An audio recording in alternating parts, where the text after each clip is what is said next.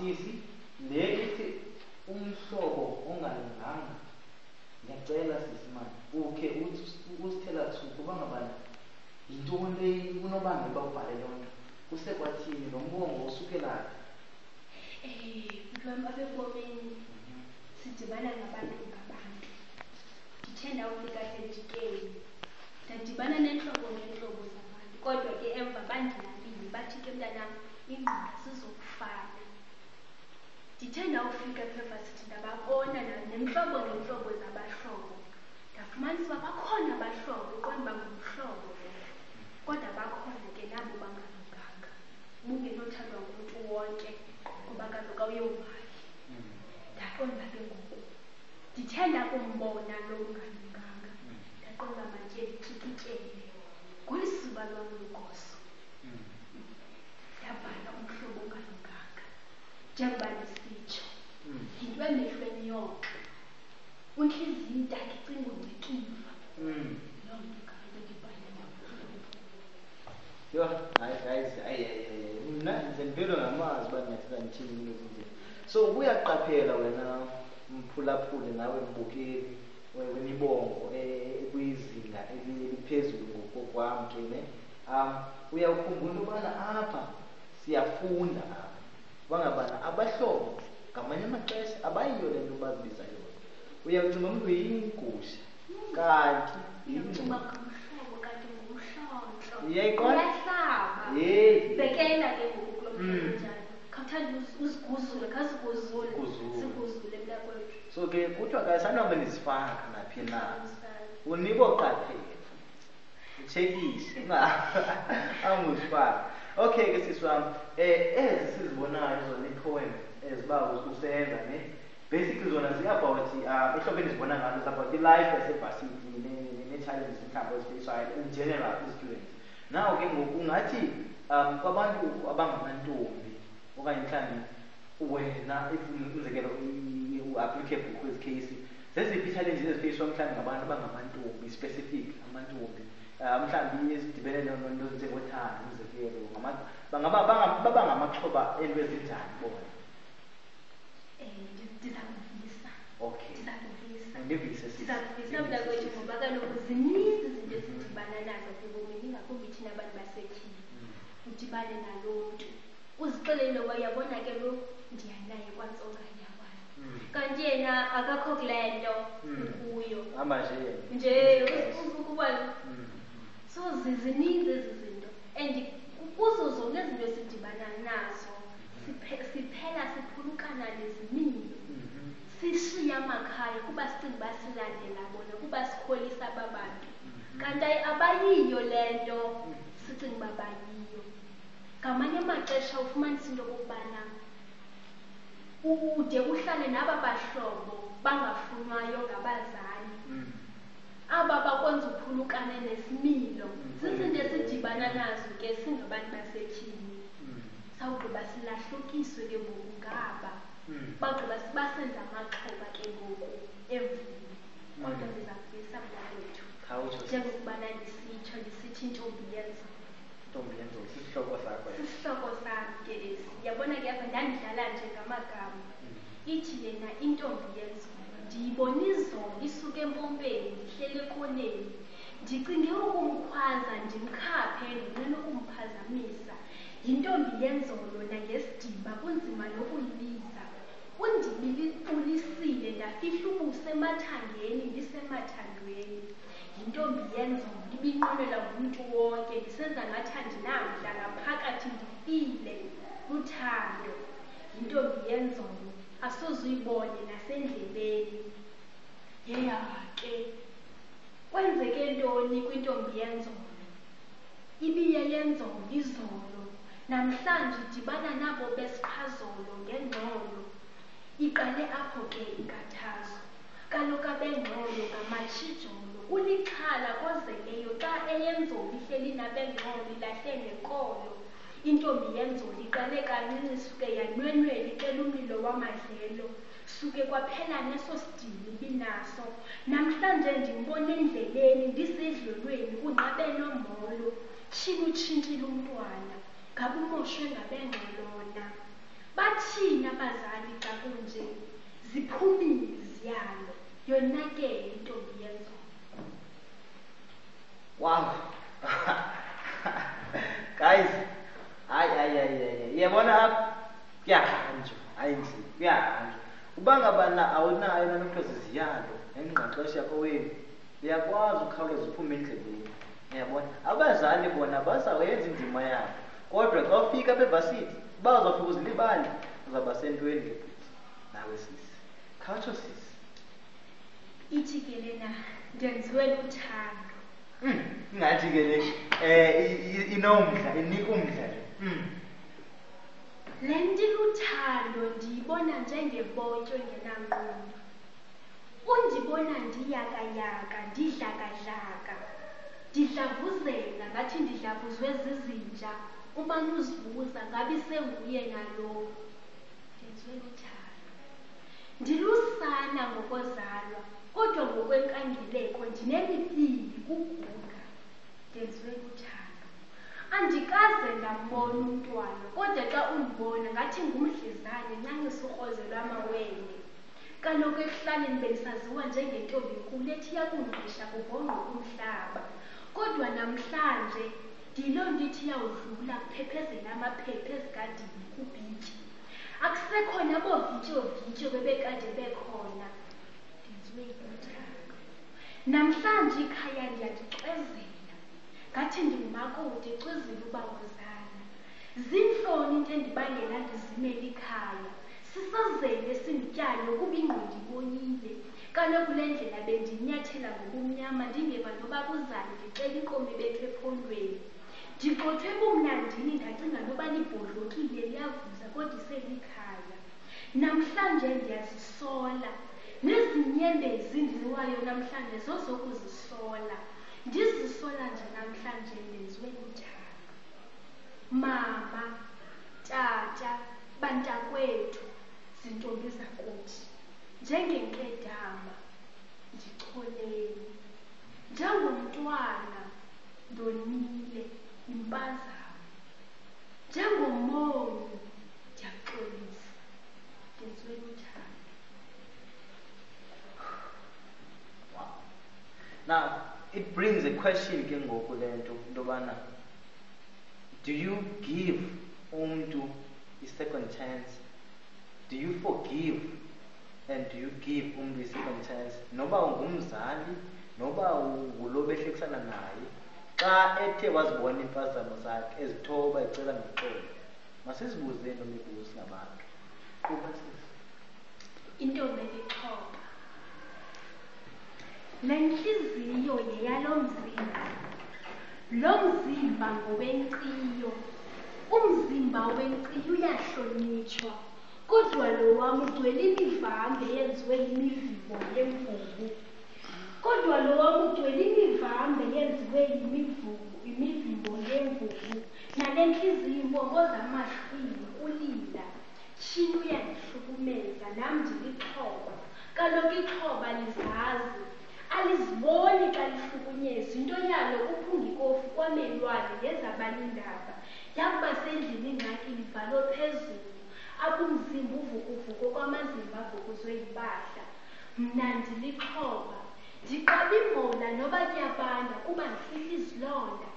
Endiyinxibayo imibhinqo yeyobendileyo, ithi umhlaba ngathi ndiwotile.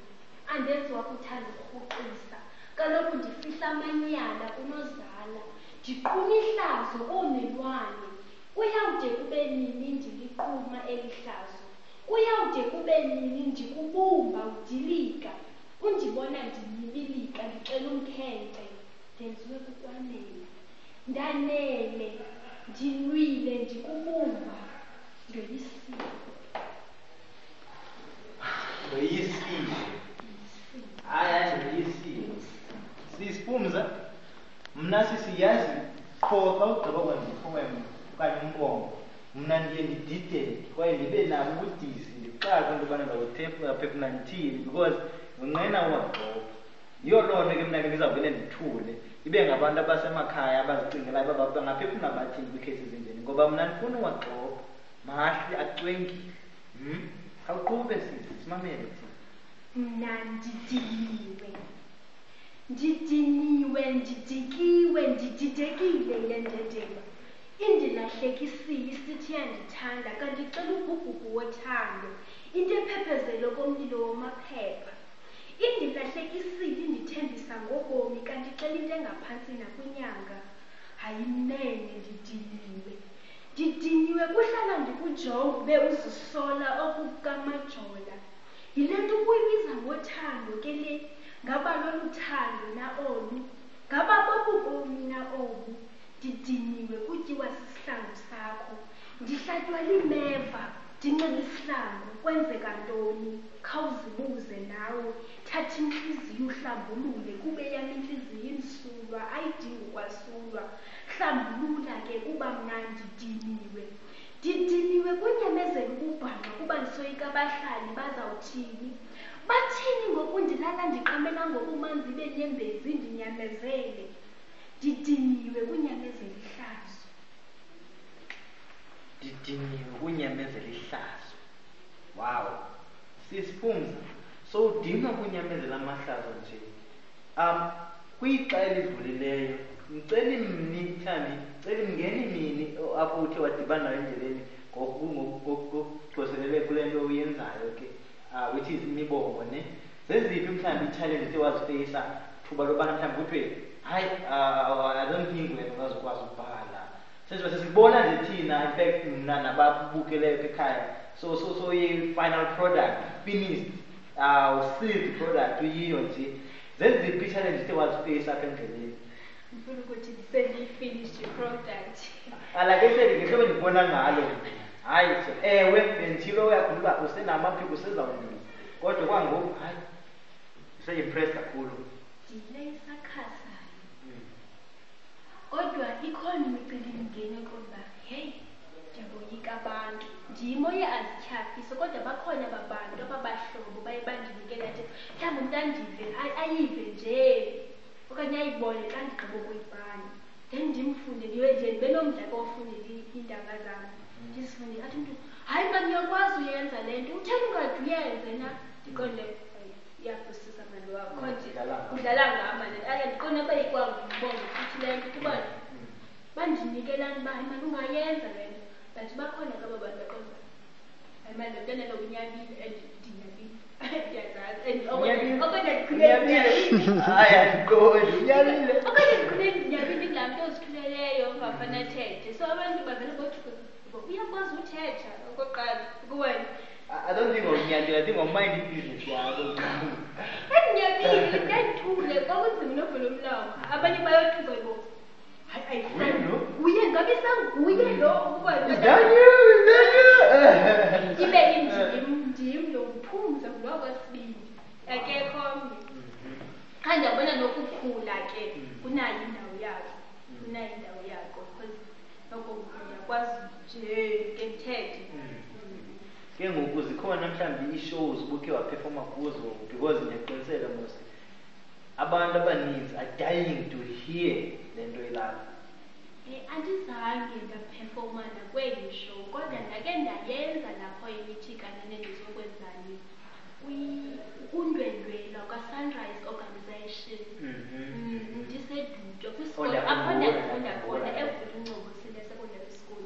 Ndake ndayenza ithikane nendizokwenzani, ndandiyokunika ke abantu, ndandiyokukhuthaza abantu bakwethu phaa kwesaa sikolo. Ndake ndenza ke neyithikane nendizokwenzani. Kulapho ke ndiyothusa bonke abantu, uyakwazi uthetha. Ndiyothusa kwa umzali lo wam ungumzali. Wabesithi like nguwe ndibume phaa phambili. Yena wehleli phaa. Andinoba ngombona kodwa wekhona kwethu sasifotayo. Wow. Guys, uyabona uba usiziphumza uthi zange aphefome. Only perform once kwi-high school. I remember sasiye edutywe abantwana basesikolweni soba motivated Sunrise Organization. Now phaya ndandikhona kwahlokoma indlu yonke. Indlu kugcwele amaxhekwazi, abafana, iintombi, abantwana, umntu wonke. Ndizama ukuthi esakhono sakhe sithandwa ngumntu wonke. Siziphumza kwi-future masicela sisi uyeke usinkonya esisakhono sakho uhambe usise phandle abantu basibone because ndiyaqiniseka you singathandwa kakhulu. In fact mna I'm pretty sure ne-cameraman even ne-viewers at home siyayithanda izinto nayo. So sicela ke sisi uhambe uzi-expose man. And yazi ngenye ixesha izinto indlela asebenza ngazo uThixo ungangaziqondi. Ungathi njengoba lapha evasithi uzokwenza i-degree yakho nento nentoni. Find out option B ibe kanti uzawutya ngale nto. Ukhona nje umbuzo enza kubuza osingisele kuloo nto kwixa elizayo. Kodwa ke ukwangoku sicela nje ukhapha ukugqibezela kwenzela basibone uba siqukumbela njani le nto. Ithi ke impazamo engenaziqhamo. Ukuhlala ndihlale ndizigcine kanti ndizigcinela utywaleni wento emdaka. Ndithetha ngengedle esoloko iqhuliwe ngathi iyaqhula. Mihla nezolo zizithuke ezindenza ndibe nenzondo kuphela nencoko. Bendilindele ntoni kodwa kwinxibe elintyhule etywaleni. Xa ndide ndihlale intliziyo ilihlwile ude undinyanzele ukuba mandinyamezele. Tshim ndidelile nam ndididekile ngathi sendendile. Kweyam ingqondo iphumile ngathi ubhubhile. Ndisukeleke endleleni ndihambe ungandibulisi nasedlelweni namendleleni ndizoba ngathi andikuboni. Uphumile kaloku engqondweni ubhubhile emehlweni ibiyimpazamo uvuya kho ziqhamo. Ziqhamo zini ezo zizophuma zibonile kuba imbewu ibolile. Amanxeba apholile isilonda sipholile neenyembezi ndizosule ibiyimpazamo engenaziqhamo. Impazamo engenaziqhamo. Wow. Kuba bendifuna ke ndiva pha kum. Ndihlala ndisiva ngendumo eziviwa ngabantu. Ndihlala ndibona namathumba bekhala ngawo. Ndihlala ndithuthuzela abakhalayo. Bathethile nangezilonda bezama ukundiyala. Kodwa ke bendifuna ke ndiva pha kum. Namhlanje ndivile intlungu owam umlomo lingcwaba. Ndiyacuma ziintlungu ndivunduza ndawonye ndicela intuku. Konke oku kubangwe kuthanda umntu endadibana naye kwandothwala isidanga. Ndiyiloo nto emane izibuza kukuthini uthanda umntu kwandothwala isidanga. Konke oku akundathusi kuba kaloku bendifuna ke ndiva pha kum. Namhlanje ndingumqhubi kule nqwelo, ndingumqangi kweli culo, ndingumkhwezeli kweli ziko njengebhetyebhetye lebhinqa ndiyavuma ndoyisile kubundibisile. Kodwa ke olandelayo umjikela usayikuze uphumelele kuba ndimkile. Ndizohamba ndiwathunga amathumba entliziyo yam. Ndizohamba ndiwabopha amavukuvuku entliziyo yam. Ndizohamba ndizivuthula ubuthuli njengegqiyazana ayiselula uthando. Ndiyayiwela inciba ugoduka nezo nyembezi ndizohambe ndizosula. Andikhali koko bendifuna ke ndiva pha kum. bendifuna ke ndive apha. Lena sisi poem senje uba nombongo ingaba sikhona isizathu esabantu ubhale okanye kwase kwathini ngoba ingathi a bit personal okanye mhlawumbe uzifake ezihlangwini zomntu uyithini into yalo mbongo. Into endiyenzayo ke njengoba ndibhala ndisoloko ndizinciniba noba ziyanyuka ndizifake ngozinuka ezo zihlangu zomntu. Ndifike ingxaki ndiyenze yam. Ayindilo befuna ukayiva pha kuyo. Kodwa ukhona umhlobo. Lena ke ibhesi kwibaleni inyani. Ukhona umhlobo kudala esiva ngezintlungu zimane zivuwa ngabantu engazange waziva yena kuye. Kodwa beqonda makakayizive. Ngokuzivile utsho wazibona ke ngoku nayo. Akakhali kubekhala. Nezinyembezi zakho uzosule ngokuyesele sazi qha kuba singabantwana bexesha singonokhondoni. Khona ke siyiveki isintlithe ukuba mani so eqonda kukhayeke ke ndithathe le ntlungu ndizifake phaa kwezaa zihlangu zakhe ngokundizazela ubana ziyanuka kuba Yo guys, ke mos siyabona uba iziphumo zoba ngabantwana bexesha bathi ayenzi into ethile athi umntu ngoba kuza kwenzeka ntoni. Uyabona iziphumo soloko zingentlanga. Yo sisiphumo khawutsho ke sisi wam njengoba ulike ubhala nje imibongo nentoni kudala uyenzile yakho, uzibona uphi kwiminyaka emibili okanye emithathu nemihlanu ezayo ubhekiselele apha ke emibongweni, ngoba nayiqonda uyafunda, uzawuba ne-degree, ube ne-masters, ube ne-PhD, ube ngugqirha, whatever, fine. But ke ngokwalapha emibongweni ingaba usezawuphinda uqhubeke okanye yinto nje yalapha evasithi okanye ithini nje into ngokubhekisela apha emibongweni yakho? Njengokubana ke ndingulaa mntu oboyikayo abantu, uboyikayo kwakuma phambi kwabantu, ndibenesasibili kuba eyona nto ngoku esele ilapha entloko kukubana mandithathe olusiba lwam, ndikhuphe incwadi, nam ze kubekho isihobe ekuzawuthiwa sibhalwe ngosibindi Phumza, ze sizokufundwa nabasesizukulwane esikaphalo sizayo. Nokuba sendingekho kodwa ke ndishile kwisizukulwane esikaphalo ndisithi nantsi into ikhona incwadi ekuthiwa yabhalwa nguPhumza. Yinto endiyiphuphayo leyo, noba selencinga one day is one day, ke sikhuphe incwadi. Kuba guys, amaphupha amakhulu lawo, because uyakhumbula sinazo into ekuthiwa zingo-WK Thamsanqa, into ezibhalwe nyana wam, amazwe, ezaa ncwadi zithandwa ke ngabantu, ingakumbi abantu base-high school. So guys, mna ndingavuya kakhulu sesinganokubona mna ndibona incwadi ethe sibindi ndiyabazi ukuze uba wena wathini cwaka.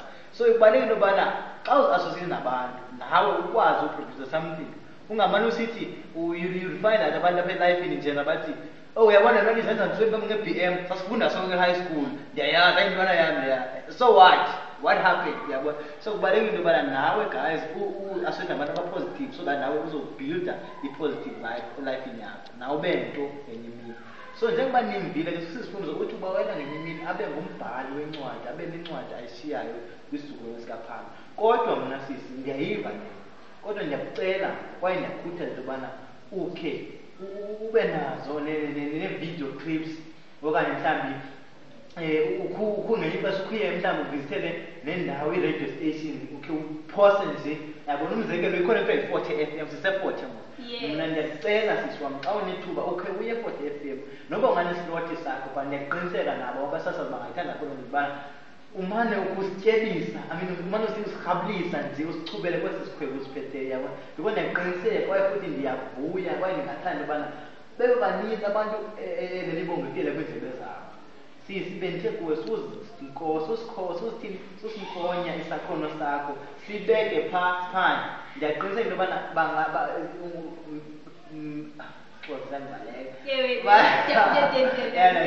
ndiyaqiniseka into yobana baninzi abantu onothi uguqule ubomi babo xa unothi ufikelele mhlawumbi kwi-radio station, ngoba i-radio station uyakhumbula imanyelwa ngumntu wonke, yabo. So ndiyakucela mna sisi, ewe uqhubeke nephupha lakho lobhala incwadi, I support that one. Also uphinde man ukhe usithi nje, yabona, noma kwi-radio station noma kwishow ethile, ngoba yintoni isibindi sona yinto bekumele uba unayo. Uyakhumbula uba kube nguPhumza sibindi, awunokwazi ukuthi asinasibindi siphe phambi kwabantu. So sisi wam, khawuthi ke mhlawumbi ukusibhalela ke nje ke yokugqibela ke sive uba ithini nale phambi kokuba siqukumbele. Ithi ke nandaluthando, ndizihambile iindawo, ndiyiwelile imifula, ndiwaqangathile amathafa, ndawenyuka namageduka, umkhangela ntoni, ndikhangelana nothando. Ndichabasile kwehlathi zaneva, ndihambile ngilana, ndizizingeleke khona. Namhlanje ndizingomisifuba ndithi naluthando. Wathi akuzibika umfo wasemzini, ndanqwala ngentliziyo, ngomlomo ndakhaba ngawo omane.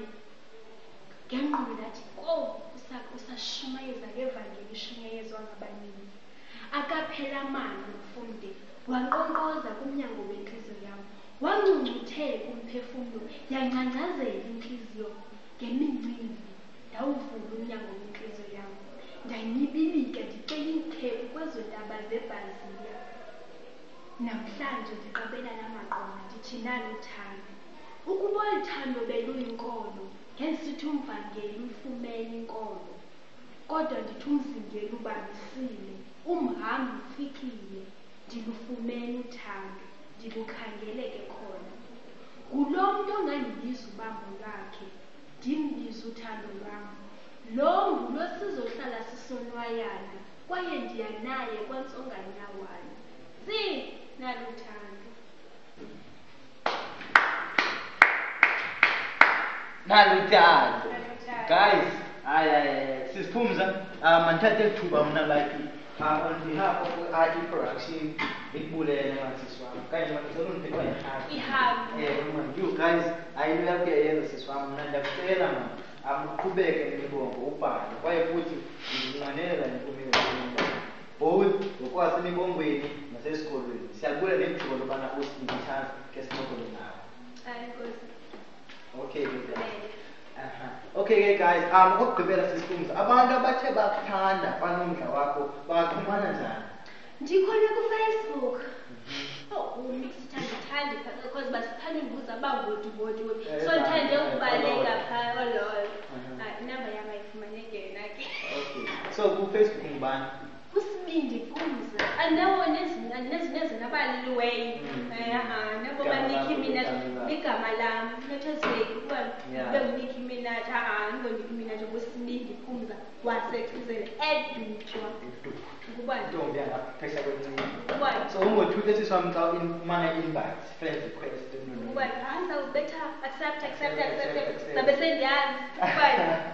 Okay, there you have it guys. Emakhaya miss your boys Muzofile Mtaya intwana ebhongweni eqhayiye. Ihleli nosisiphumza apha usibhisile into adume ngayo. Thina kwa-iProduction siyabulela kwaye futhi nawe abubukeli bapha emakhaya sicela into yobana nikhe nimlandele kwaye nisherishe i-views. Ikhona nimlike kwi-page yakhe Phumza Sibindi. Mna mathathe ithuba ndithi ndiyabulela kuni guys. See you next time. Peace out.